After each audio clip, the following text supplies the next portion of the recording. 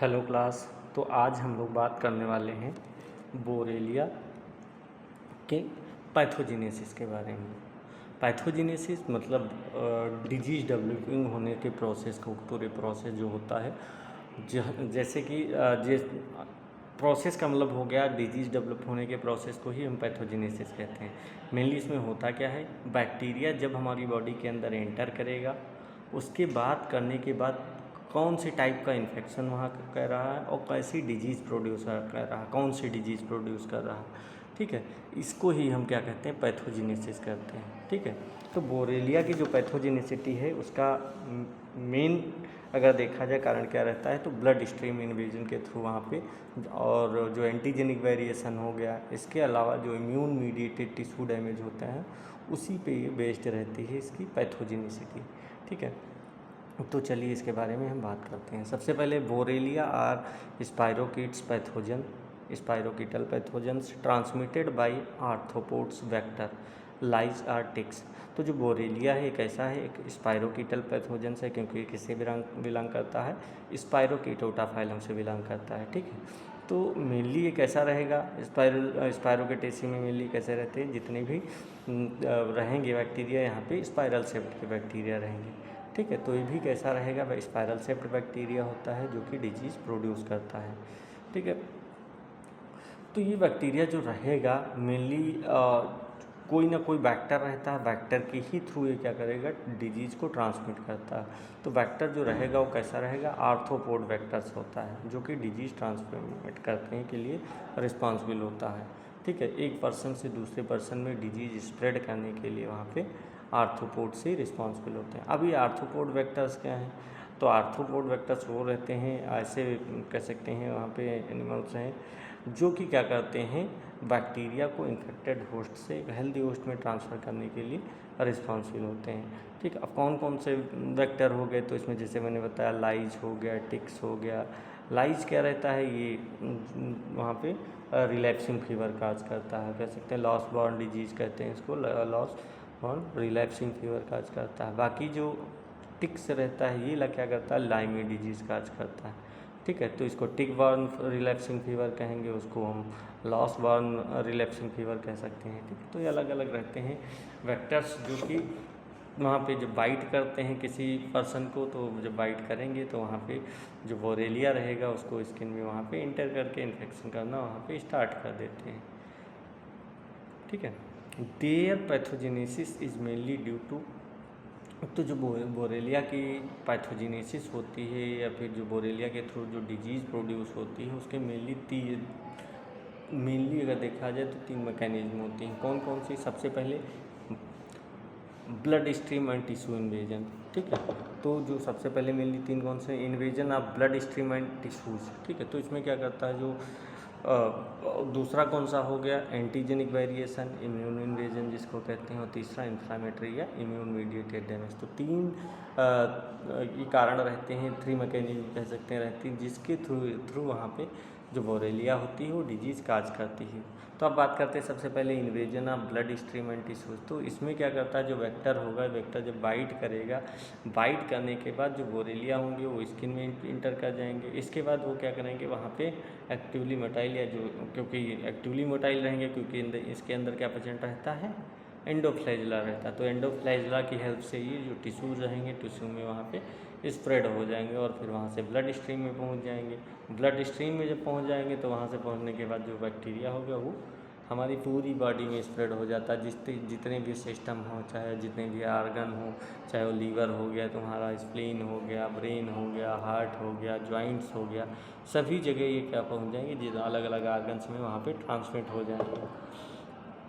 ठीक है, तो इसीलिए जो ब्लड में बैक्टीरिया रहता है, ब्लड में बैक्टीरिया की प्रेजेंस को हम क्या कहते हैं, स्पाइरोकीटेमिया कहते हैं। ठीक है, क्योंकि वो ब्लड में प्रेजेंट रहता है इस कारण से। ठीक है, सेकेंड है एंटीजेनिक वेरिएशन, इम्यून इन्वेजन। तो ये बैक्टीरिया का इस जो बोरेलिया रहेगा, बोरेलिया का सबसे कह सकते हैं वायरुलेंस मैकेनिज्म होती है एंटीजेनिक वेरिएशन।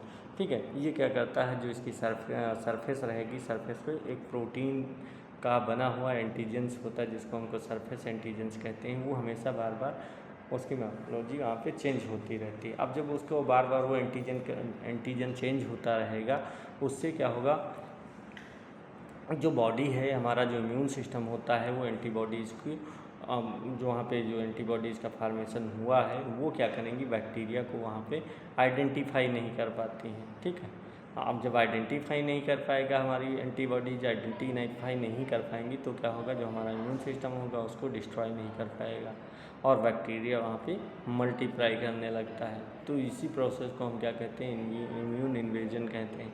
ठीक है, तो यही रिलैप्सिंग फीवर का मेन कारण भी बनता है, क्योंकि जब बैक्टीरिया वहाँ पे मल्टीप्लाई कर लेगा, वहाँ पे अपनी टॉक्सिसिटी क्रिएट करेगा, तो उसकी वजह से वहाँ पे क्या होगी, डिजीज काज होगी। नेक्स्ट है inflammatory and immune mediated damage. अब inflammatory and immune mediated damage में क्या रहता है, ये क्या करता है, जब बैक्टीरिया वहाँ पे इन्फेक्शन काज करेगा जाके, तो केवल वहाँ पे डैमेज ही नहीं करेगा, बल्कि वो क्या करता है, जो हमारा इम्यून रिस्पांस होता है उसको भी, उसके इम्यून रिस्पांस को भी वहाँ पे कह सकते हैं डिस्ट्रॉय करता है, उसको भी नुकसान पहुँचाएगा। तो जब इम्यून सेल्स हमारी वहाँ पे बैक्टीरिया से फाइट करेंगी, तो क्या होगा, वहाँ पे जो केमिकल्स होते हैं वो रिलीज होते हैं, जैसे साइटोकाइंस हो गए। अब जब साइटोकाइंस रिलीज होगा, तो ये क्या करेगा, उसकी वजह से वहाँ पे इन्फ्लामेशन बढ़ेगा, क्योंकि इन्फ्लामेटरी मीडिएटर्स होते हैं। ठीक है, तो इन्फ्लामेशन जब बढ़ेगा, तो वहाँ की जो जहाँ पे इन्फ्लामेशन हुआ है, उसके साइड के जो आसपास के वहाँ पे जो टिश्यूज़ रहते हैं, वो भी क्या होंगे, वहाँ पे अफेक्टेड होंगे। ठीक है, तो इसी को हम क्या कहते हैं, इम्यून मीडिएटेड डैमेज कहते हैं, क्योंकि हमारा इम्यून सिस्टम वहाँ पे एक्टिवेट होगा, जिसकी वजह से जो इम्यून सेल्स होंगी वो वहाँ पे फाइट करेंगे, और केमिकल्स रिलीज होगा, तो वहाँ पे इन्फ्लामेशन बढ़ेगा, और जब इन्फ्लामेशन बढ़ेगा, तो जो वहाँ पे जहाँ पे इन्फ्लामेशन हुआ है, उसके आसपास के भी जो वहाँ पे टिश्यूज़ रहती हैं, वो भी अफेक्टेड होते हैं। ठीक है, और इसी कारण से क्या होगा, वहाँ पे जब वहाँ पे जो इन्फ्लामेशन होगा, तो उसी के कारण से क्या होगा, वहाँ पे जॉइंट में इन्फ्लामेशन हो सकता है, फीवर आ सकता है। ठीक है, स्किन लीजन्स का फार्मेशन होता है, और इसके अलावा न्यूरोलॉजिकल बहुत सारी कॉम्प्लिकेशंस वहाँ पे हो सकती हैं। ठीक, next they causes 2 major disease. जो ये बोरेलिया रहता है, मेनली 2 टाइप्स की डिजीज मोनली काज करता है। सबसे पहले हो गया रिलैप्सिंग फीवर। तो रिलैप्सिंग फीवर ये इसकी सबसे कह सकते हैं main cause by Borrelia recurrentis and other species. तो जो रिलैप्सिंग फीवर है, बोरेलिया की सबसे जो कह सकते हैं, बोरेलिया की सबसे मेन डिजीज़ माना गया है, क्योंकि मेनली इसको काज कौन करता है, बोरेलिया रिकरेंटिस काज करती है। इसके अलावा कुछ और भी, ऐसा नहीं कि केवल बोरेलिया रिकरेंटिस ही काज करेगा, इसके अलावा और भी स्पीसीज रहती हैं जो ये डिजीज़ प्रोड्यूस करती हैं। ठीक है, और इस डिजीज़ में होता क्या है, हाई फीवर आएगा, उसके बाद फीवर कम होगा, फिर से दोबारा हाई फीवर आएगा। तो ये कंडीशंस वहाँ पे साइकिल चलती रहती है। क्यों? क्योंकि वहाँ पे एंटीजेनिक वेरिएशन हो रहा है, एंटीजेनिक वेरिएशन के कारण ये बार बार वहाँ पर फीवर आता है। ठीक है, इसीलिए इसको कहते हैं रिलैप्सिंग फीवर कहा जाता है। ठीक है, नेक्स्ट है लाइमी डिजीज़। तो लाइमी डिजीज़ में क्या होगा, वहाँ पे लाइमी डिजीज़ में क्या करती है काजबाई, बोरेलिया बर्गदोफेरी कॉम्प्लेक्स। तो जो लाइमी डिजीज़ है, इसका काजेटिव एजेंट कौन रहता है, बोरेलिया बर्गदोफेरी रहता है। तो इसमें भी इसका अगर मोड ऑफ ट्रांसमिशन कौन रहेगा, कह सकते हैं जो काजेटिव ऑर्गेनिज्म का जो कैरियर कौन रहेगा, वेक्टर कौन रहेगा, तो वहाँ पे टिक बाइट रहता है। टिक बाइट से वहाँ पे डिजीज़ स्प्रेड होती है। ठीक, अब इसमें होता क्या है, जो टिक बाइट होगा, जब टिक बाइट करेगा, बाइट करने के बाद बैक्टीरिया क्या होगा, स्किन में वहाँ पे इंटर कर जाएगा, फिर वहाँ पे मल्टीप्लाई करेगा, मल्टीप्लाई करने के बाद वो क्या होगा, वहाँ पे एंडोफ्लाइजला के थ्रू पूरी बॉडी में, वहाँ पे ब्लड में इंटर कर जाएगा, और ब्लड से वहाँ पे पूरी बॉडी में स्प्रेड हो जाएगा। ठीक है, इससे क्या होगा, वहाँ पे स्किन है, जॉइंट्स है, नर्वस सिस्टम है या हार्ट है, बहुत सारे आर्गन्स, लीवर है, तो हमारे जितने भी आर्गन्स होते हैं ये इससे अफेक्टेड होते हैं, क्योंकि ब्लड जो होता है वो हमारी पूरी बॉडी में डिस्ट्रीब्यूशन होता है उसका। तो इस कारण से वहाँ की कंडीशन डेवलप होती है। अगर इसके क्लिनिकल फीचर की बात करें, तो इसमें क्या होगा, वहाँ पे एरिथ्रीमिया की कंडीशन डेवलप होती है, एरिथ्रीमिया माइग्रेन्स, जिसको हम बुल्स आई भी कहते हैं और एसेज कहते हैं। इसके अलावा फीवर है, हेडेक है, मसल पेन है, आर्थराइटिस जैसी कंडीशन डेवलप हो जाएगी, फेशियल नर्व वहाँ पे डैमेज हो जाएंगी। ठीक है, इसके अलावा कार्डाइटिस काज होगा। तो ये अलग अलग कंडीशंस होती हैं जो कि डेवलप हो सकती हैं। अगर वहाँ पे ट्रीटमेंट ना मिले तो और ज़्यादा क्रोनिक कंडीशन या न्यूरोलॉजिकल हो गया, कार्डियक कॉम्प्लिकेशंस और भी वहाँ पे क्रिटिकल हो सकती हैं। ठीक है, तो इसको क्या करेंगे, वहाँ पे प्रॉपर ट्रीटमेंट करेंगे जिससे वहाँ पे उसको हम सही कर सकें। ठीक है, अब हम एक एक डिजीज़ के बारे में पढ़ेंगे। सबसे पहले बात करते हैं रिलैप्सिंग फीवर की। तो रिलैप्सिंग फीवर कौन काज करता है, तो मैंने बताया रिलैप्सिंग फीवर बोरेलिया रिकरेंटिस काज करती है। ठीक है, जो बोरेलिया रिकरेंटिस होती है वो वहाँ पे रिलैप्सिंग फीवर काज करेगी।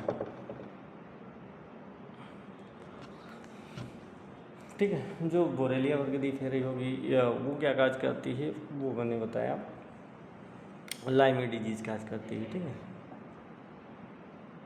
तो सबसे पहले बात करते हैं रिलैप्सिंग फीवर की।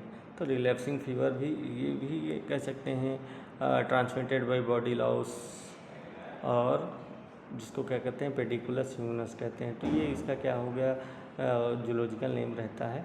तो रिलैप्सिंग फीवर पहले भी बता चुके हैं, एक ऐसी ही एक एक्यूट इन्फेक्शियस बैक्टीरियल डिजीज है जो मेनली कौन काज करता है, बोरेलिया रिकरेंटिस काज करती है। और इस जो ये डिजीज़ रहती है इसका सबसे मेन करेक्टरिस्टिक्स क्या रहता है कि वहाँ पे रिपीटेड फीवर, इसीलिए इसको कहते हैं रिलैप्सिंग फीवर का मतलब वहाँ पे रिपीटेड फीवर होता है। ठीक है, एक बार आएगा फिर चला जाएगा फिर आएगा, तो फीवर ऐसे होता रहता है वहाँ पे, इसी को क्या कहते हैं रिलैप्सिंग फीवर कहते हैं। ठीक, तो ये जो पैटर्न रहेगा बोरेलिया के एंटीजेनिक वेरिएशन के कारण होता है। जितना ज़्यादा वहाँ पे एंटीजेनिक वेरिएशन होगा फीवर भी उतना ज़्यादा वहाँ पे बार बार जाएगा आएगा, ये रहता। ठीक है, transmitted by body louse Pediculus humanus. तो जो रिलैप्सिंग फीवर है, रिलैप्सिंग फीवर है ट्रांसमिटेड बाई इसके थ्रू होता है। तो एक बॉडी लॉस होता है जिसको हम पेडिकुलस ह्यूमनस कहते हैं, पेडिकुलस ह्यूमनस, हाँ पेडिकुलस ह्यूमनस कहते हैं। अगर इसका पूरा जूलॉजिकल नेम बात की जाए तो पेडिकुलस ह्यूमनस कार्पोरिस कहते हैं इसको। ठीक है, तो ये इसका पूरा बॉटनिकल जूलॉजिकल नेम रहता है। ठीक है, तो इसके थ्रू यहाँ पे होता है। तो ये क्या है, एक लॉस रहता है जो कि वेक्टर की तरह यहाँ पे बिहेव कर रहा है, और वहाँ पे ये क्या करेगा, कोई अगर इन्फेक्टेड पर्सन है तो इन्फेक्टेड पर्सन से वहाँ पे बैक्टीरिया को कैरी करके किसी हेल्दी पर्सन के अंदर इंजेक्ट कर देगा। अब जब हेल्दी पर्सन के अंदर इंजेक्ट कर देगा तो वहाँ पे भी क्या होगा, जो बैक्टीरिया होगा वो सीधे जाके वहाँ पे मल्टीप्लाई करने लगेगा और डिजीज़ काज करेगा। ठीक, नेक्स्ट है infectious occurs when the louse is crushed on the skin and Borrelia form its haemolymph enter through the skin abrasions on the microcut. तो माइक्रोकट मेनली होता क्या है, जो इन्फेक्शन है मैंने बताया जो कि लॉस बाइट के थ्रू वहाँ पे सीधे कभी कभी इंटर होता है, कभी कभी सीधे नहीं इंटर होता। तो क्या होता है, जब कोई इन्फेक्टेड पर्सन वहाँ पे लॉस स्किन पर वहाँ पे क्रश कर देगा तब क्या होगा, वो वहाँ पे बॉडी का जो फ्लूइड होगा हीमोलिम्फ से बाहर निकल आएगा, और वहाँ पे जो हीमोलिम्फ होगा, हीमोलिम्फ में वो सारी वहाँ पे बैक्टीरिया प्रेजेंट रहेंगे, चाहे वो बोरेलिया रिकरेंटिस हो, कोई भी बैक्टीरिया होता है वो उसके अंदर प्रेजेंट रहेगा। अब जब वो उसके अंदर प्रेजेंट रहेगा तो ये क्या करेगा, स्किन पर वहाँ पे एब्रेशन, अगर कहीं पे माइक्रो कट है तो वो उसके थ्रू वो हमारी बॉडी के अंदर इंटर कर जाता है, क्योंकि वहाँ पे पहले से बैक्टीरिया प्रेजेंट रहेंगे और वहाँ पे ओपनिंग्स हैं, तो इस कारण से ओपनिंग्स के कारण जो बैक्टीरिया होगा वो बॉडी के वहाँ पे इंटर कर जाएगा। ठीक है, जब बॉडी के अंदर इंटर कर जाएगा तो वहाँ पे क्या होगा, इन्फेक्शन काज करेगा। तो नेक्स्ट है after entry Borrelia recurrentis multiplies locally then enters blood circulation. तो जो बॉडी में जब इंटर करेगा, इंटर करने के बाद बोरेलिया रिकरेंटिस क्या करेगा, सबसे पहले जो एंट्री साइट होगा वहाँ पे मल्टीप्लाई करेगा, क्योंकि जहाँ से जाएगा वहाँ पे जहाँ पे एडहेयर करेगा जाके वहाँ पे भी मल्टीप्लाई करेगा जाके, और कुछ टाइम के बाद क्या करेगा, जो बैक्टीरिया होगा वो ब्लड सर्कुलेशन में इंटर करेगा, हमारी ब्लड में इंटर कर जाएगा, और ब्लड में इंटर करते ही ये क्या करेगा, वहाँ पे जो बॉडी के जितने भी आर्गन्स रहते हैं वहाँ पे ये स्प्रेड हो जाता है। ठीक है, तो it spread to the liver, spleen, bone marrow, CNS and other organs. तो ब्लड स्ट्रीम में जाएगा, ब्लड क्या करता है, हमारी पूरी बॉडी में स्प्रेड होता है। ठीक है, तो ये ब्लड के थ्रू ही, ब्लड स्ट्रीम के थ्रू ही वहाँ पे जितने भी आर्गन्स होते हैं वहाँ पे ये पहुंच जाता है, ठीक है। और सबसे मेन आर्गन की बात करें तो इसमें कौन सा रहेगा, लीवर है, स्प्लीन है, स्प्लीन के अलावा हमारा बोन मेरो हो गया, ठीक है, सेंट्रल नर्वस सिस्टम हो गया। तो ये सारे क्या रहते हैं वहाँ पे बैक्टीरिया ये स्प्रेड हो जाता है। और जब ये वहाँ पे जाएगा, आर्गन में जाएगा, तो वहाँ फिर से मल्टीप्लाई करेगा जाके, और वहाँ पे इन्फ्लेमेशन प्रोड्यूस होता रहेगा, ठीक। Next, within 3 to 6 days causes bacteraemia, high fever, जिसको कहते हैं high concentration of spirochaetes in blood. तो मेनली होता क्या है, जो ये इन्फेक्शन है, इन्फेक्शन काज होगा उसके लगभग 3 to 6 डेज के बाद वहाँ पे बैक्टीरिया का जो नंबर्स होगा वो ब्लड स्ट्रीम में बहुत ही ज़्यादा हो जाता है, ठीक है। जब वहाँ पे नंबर इनका बहुत ज़्यादा हो जाएगा तो इसी को हम क्या कहेंगे, बैक्टीरीमिया या फिर स्पायरोकीटीमिया कहते हैं, ठीक। मतलब जो ब्लड होगा, ब्लड में बोरेलिया की वहाँ पे नंबर बहुत ज़्यादा हो जाने से वहाँ पे होता है, ठीक है। तो क्या होगा, यहाँ पे जो ये स्टेज है, इस स्टेज में वहाँ पे जो डिजीज़ होगी, डिजीज़ के साथ साथ सिम्टम्स हो गए, उनकी कह सकते हैं शुरुआत वहाँ पे हो जाएगी, ठीक। नेक्स्ट है spirochaetes in blood causes high fever, chills, malaise, muscle pain and headache, ठीक। तो होता क्या है, जो ब्लड में बोरेलिया है और वहाँ पे जाके मल्टीप्लाई किया, मल्टीप्लाई करने के बाद जो उसका नंबर होगा वो भी क्या हो जाता है, बहुत ज़्यादा हो जाता है नंबर, वहाँ पे बहुत नंबर इंक्रीज कर जाता है। अब जब नंबर इंक्रीज कर जाएगा तो क्या होगा, वहाँ पे जो टॉक्सिन्स होगा, जो टॉक्सिन्स होता हो वो भी ज़्यादा अमाउंट में वहाँ पे सिक्रीट होने लगेगा। इस कारण से वहाँ पे ये होता क्या है, जो पेशेंट है, पेशेंट के अंदर सब सिम्टम्स वहाँ पे अपीयर होने लगते हैं, चाहे वो हाई फीवर हो या फिर चिल्स की कंडीशन हो, मलेरिया की कंडीशन हो या फिर मसल पेन की कंडीशन हो, हेडेक हो, ठीक है। ऐसी बहुत सारी वहाँ पे सिम्टम्स क्या होंगे, अपीयर होने लगते हैं, ठीक है। जिससे हम वहाँ पे जब ये सिम्टम्स अपीयर होने लगेंगे तो ये इसकी वजह से तो हम कह सकते हैं जो सिम्टम्स हैं ये बैक्टीरिया की वहाँ पे स्टेबिलिटी और इसके साथ साथ लॉयल्टी, इन चीज़ों को वहाँ पे मैटर करता है। नेक्स्ट हम बात करते हैं, host produces immunoglobin M antibodies clear bacteria from blood,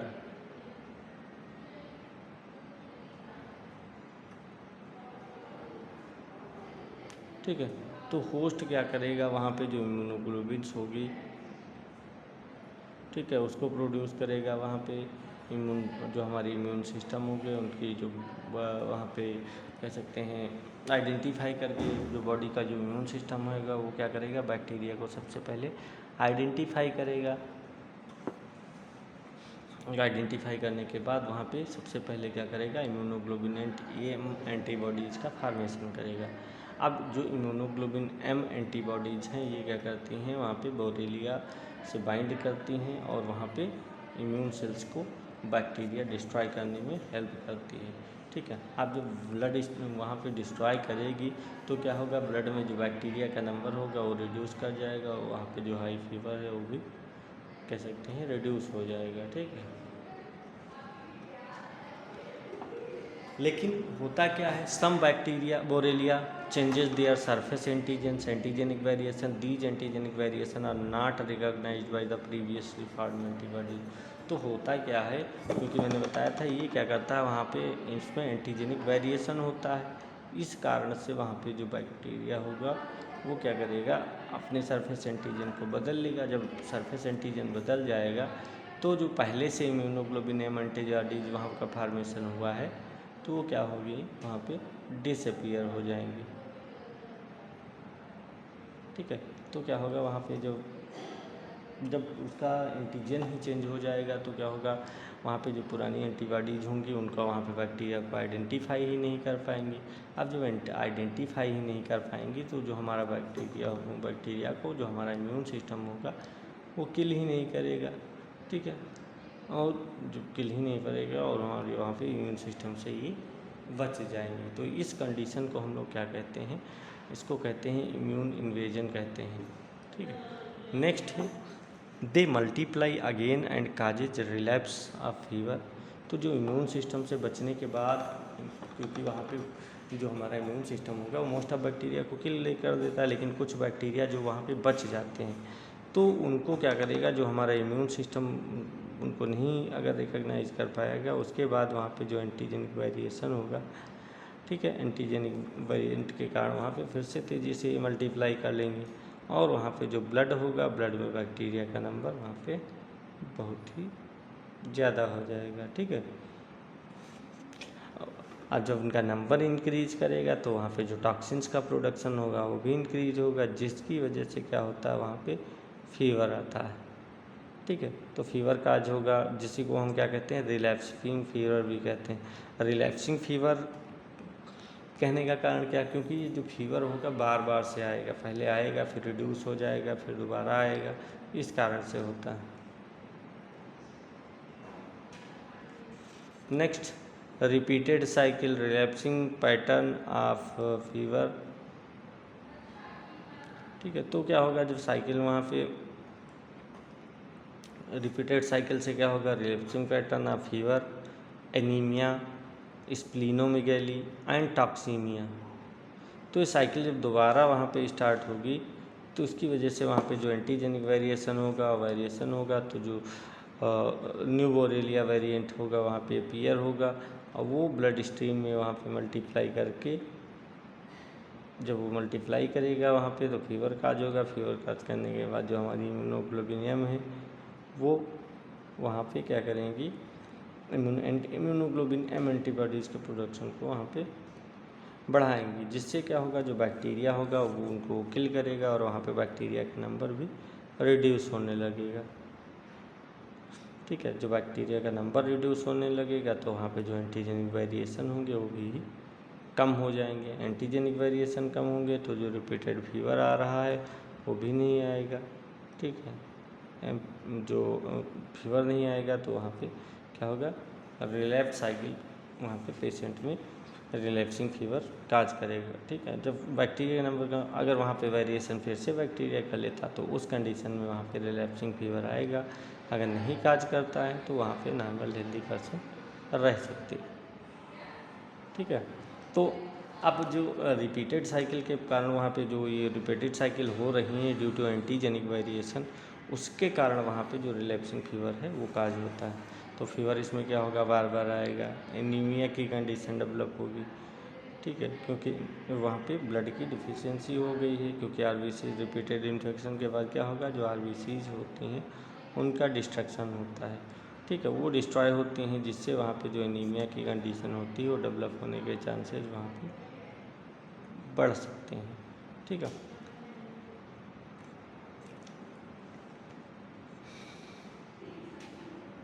next है स्प्लीनोमेगेली।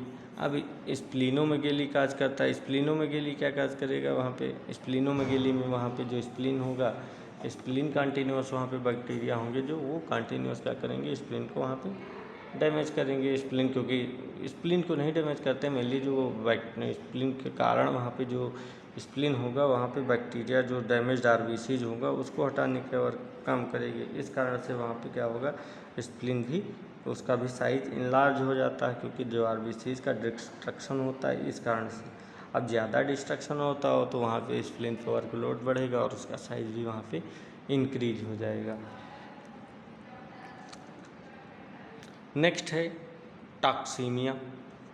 टॉक्सीमिया क्या होता है, तो जो ब्लड रहेगा, ब्लड स्ट्रीम में वहाँ पे जो बैक्टीरियल टॉक्सिन्स रहते हैं या फिर जो इन्फ्लामेटरी वहाँ पे सब्सटेंसेज होंगे उनका वहाँ पे परसेंटेज बढ़ जाता है। ठीक है। तो जो इन्फ्लामेटरी वहाँ पे सब्सटेंसेज हैं तो इनका बढ़ने का कारण क्या होता है, वहाँ पे टॉक्सिन कह सकते हैं, जो ब्लड में वहाँ पे बैक्टीरिया बढ़ जाएंगे तो उस कारण से क्या होगा, वहाँ पे जो इन्फ्लामेटरी टॉक्सिन्स होंगे, बैक्टीरियल टॉक्सिन्स होंगे वो भी ज़्यादा से ज़्यादा रिलीज होंगे। ठीक है। अब जब टॉक्सिन्स बढ़ जाएंगे तो उसकी वजह से इन्फ्लामेटरी सब्सटेंस होंगे वो भी बढ़ेंगे। इन्फ्लामेटरी सब्सटेंस बढ़ेंगे तो वहाँ पे जो कंडीशन होगी उसको हम क्या कहेंगे, टॉक्सीमिया कहते हैं। ठीक है,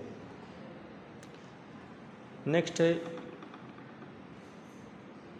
without treatment mortality may occurs due to myocarditis, liver failure और central nervous system complaints। तो कह सकते हैं जो रिलैप्सिंग फीवर है वहाँ पे बार बार कोल्ड वाटर, बार बार वहाँ पे हॉट वाटर, उसकी वजह से क्या होगा वहाँ पे अगर उसका हम प्रॉपर ट्रीटमेंट नहीं किए गए तो प्रॉपर ट्रीटमेंट ना करने पे क्या होगा वहाँ पे और ज़्यादा कॉम्प्लिकेशंस बढ़ जाती हैं, और जो कॉम्प्लिकेशंस बढ़ेंगी तो क्या होगा वहाँ पे बहुत सारी कंडीशंस डेवलप हो सकती है। जैसे कि सबसे पहले मायोकार्डाइटिस। मायोकार्डाइटिस मतलब जो हमारे हार्ट की मसल्स होती हैं वहाँ पे इन्फ्लामेशन हो जाएगा। अब जब हार्ट की मसल्स में इन्फ्लामेशन होगा तो हार्ट का जो फंक्शन होगा या फिर उसका वर्क होगा वो भी क्या होगा, इफ़ेक्ट होगा। ठीक है, तो हार्ट में इन्फ्लामेशन काज कर देगी, मतलब हार्ट की जो लेयर होगी या मसल्स होगी वहाँ पे इन्फ्लामेशन काज कर देती हैं, जिससे क्या होगा वहाँ पे जो हार्ट के फंक्शंस होते हैं वो अफेक्टेड होंगे।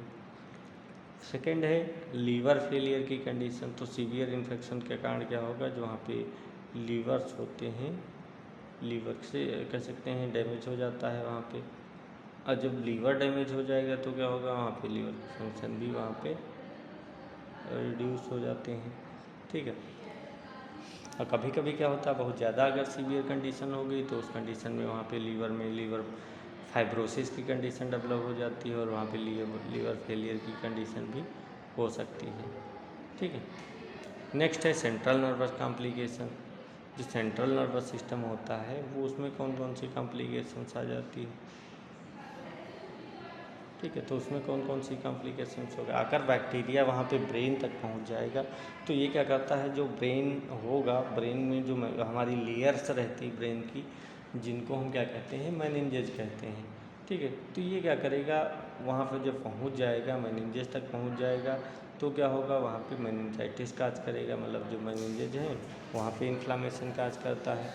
इसके अलावा इंसेफ्लाइटिस की कंडीशन डेवलप हो सकती है या फिर न्यूरोलॉजिकल डिफिशियंसी की कंडीशन भी डेवलप हो सकती है। तो ये अलग अलग कंडीशंस होती हैं जिनके कारण क्या होगा वहाँ पे डिजीज़ काज हो सकती है। ठीक है, तो ये वहाँ पे रिलैप्सिंग फीवर की बात की और वहाँ पे प्रॉपर ट्रीटमेंट की रिक्वायरमेंट वहाँ पे रहेगी। ठीक है, अगर प्रॉपर वहाँ पे ट्रीटमेंट नहीं दिया गया तो क्या होगा वहाँ पे बहुत ही क्रिटिकल कंडीशंस हो सकती है, यहाँ तक कि वहाँ पे कॉम्प्लिकेशंस होने के कारण वहाँ पे डेथ भी हो सकती है, तो मोर्टेलिटी का कारण भी बन सकता है। ठीक है, तो मेनली अगर हम बात करें इन्फेक्शन की तो इन्फेक्टेड कैसे करता है, तो देखिए सबसे पहले क्या होगा, अगर कोई पर्सन इन्फेक्टेड है तो इन्फेक्टेड बॉडी वहाँ पे जो इन्फेक्टेड लॉस कह सकते हैं वो रहता है, उसको क्या करेंगे अगर हम क्रश करते हैं किसी की स्किन पे, तो जब हम क्रश करेंगे तो उसके अंदर जो बोरेलिया होंगे वो प्रेजेंट रहते हैं, क्योंकि तो जब क्रश करेंगे तो अगर किसी के कट या एब्रेशन है तो बोरेलिया जो वहाँ पे लाओस के अंदर वहाँ पे प्रेजेंट था वो निकल करके वहाँ पे ब्लड के थ्रू एंटर कर जाएगा, क्योंकि वहाँ पे कट्स के थ्रू या फिर एब्रेशन के थ्रू वहाँ पे एंटर कर जाएगा टिश्यूज़ के अंदर। फिर वहाँ पे क्या करेगा, मल्टीप्लिकेशन काज करेगा, मल्टीप्लिकेशन करने के बाद वहाँ पे वो बैक्टीरिया एंडोसाइटोसिस के थ्रू वहाँ पे जो ब्लड स्ट्रीम है, ब्लड स्ट्रीम में वहाँ पे एंटर कर जाएगा। ब्लड के जब अंदर एंटर करेगा तो वहाँ पे उसको हम क्या कहते हैं, बैक्टीरियमिया या फिर स्पायरोकीटेमिया कहते हैं। ठीक है, जब वो ब्लड स्ट्रीम में एंटर कर गया है फिर वहाँ से क्या होगा, वो बैक्टीरिया वहाँ पे जाके मल्टीप्लाई करेगा, मल्टीप्लाई के बाद क्या होगा वहाँ पे स्प्रेड होगा, तब वहाँ पे बहुत सारे सिम्टम्स अपीयर होते हैं। अब सिम्टम्स क्या अपीयर होंगे, तो हो सकता है हाई फीवर हो सकता है, चिल्स हो सकता है, मैलेरिया की कंडीशन डेवलप हो सकती है, तो ये सारे सिम्टम्स वहाँ पे अपीयर होने लगेंगे। ठीक है, और वहाँ पे जो बैक्टीरिया होगा वो क्लियरली वहाँ पे जब ब्लड में इंटर करेगा तो वहाँ पे एंटीजेनिक वेरिएशन शो करेगा, तो वहाँ पे मल्टीप्लाई करने के बाद क्या करेंगे वहाँ पे फीवर काज करेगा। ठीक है, तो ये रिपीटेड साइकिल वहाँ पे चलती रहेगी। इसके बाद क्या होता है, वहाँ पे ब्लड की डिफिशियंसी हो जाती है, एनीमिया काज होगा, और जब क्योंकि आरबीसीज का डिस्ट्रक्शन होता है इस कारण से, अब जब एनीमिया काज होगा तो वहाँ पे जो आरबीसीज होती हैं उनको इंगल्फ करने के लिए, उनको डिस्ट्रॉय करने के लिए डेड आरबीसीज को स्प्लीन की रिक्वायरमेंट होती है। तो स्प्लीन भी अपना साइज़ इनलार्ज कर लेता है, इसी को क्या कहते हैं, स्प्लीनोमेगेली कहा जाता है। ठीक है, इसके अलावा वहाँ पे टॉक्सिनिया प्रोड्यूस होता है। ठीक है, तो ये कंप्लीट साइकिल थी इसकी रिलैप्सिंग फीवर काज करने की। नेक्स्ट क्लास में हम लोग बात करेंगे लाइमी डिजीज़ के बारे में, जो नेक्स्ट बैक्टीरियल स्पीसीज है जिसको हम क्या कहते हैं, बोरेलिया बर्गदोफेरी। ठीक है, तो उसके बारे में हम नेक्स्ट क्लास में पढ़ेंगे। ओके क्लास, आज इतना ही, बाकी नेक्स्ट क्लास में।